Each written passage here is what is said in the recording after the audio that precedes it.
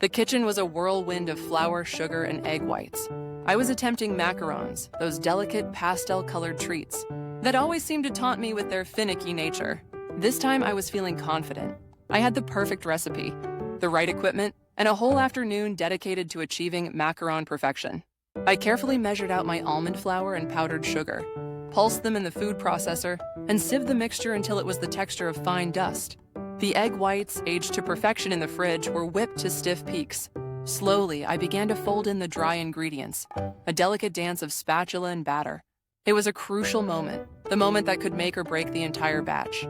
The recipe called for a specific consistency, a lava-like flow that would allow the macarons to settle perfectly on the baking sheet. As I mixed, something felt off. The batter was thick, stubborn, refusing to budge. It was like fighting a sticky, sweet-smelling monster.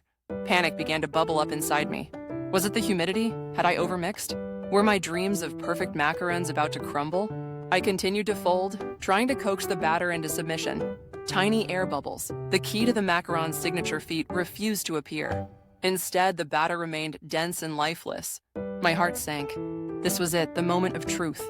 I scooped the batter into a piping bag, already bracing myself for a disastrous result. As I piped the rounds onto the baking sheet, the batter held its shape, stubbornly refusing to spread. They looked like little misshapen mounds, not the smooth, elegant circles I was aiming for. I banged the baking sheet on the counter, a desperate attempt to release any trapped air and encourage the macarons to settle. Nothing. Into the oven they went with a silent prayer. I peered through the glass, holding my breath. Minutes ticked by and then a miracle. Tiny little feet began to form. The macarons were rising slowly but surely. Relief washed over me, a wave of pure, unadulterated joy. Despite the initial struggle, they were going to be okay. When they finally emerged from the oven, they weren't perfect. Some were a little cracked, others slightly lopsided. But they had feet and they were macarons. And in that moment, all the stress, the doubt, the near disaster melted away.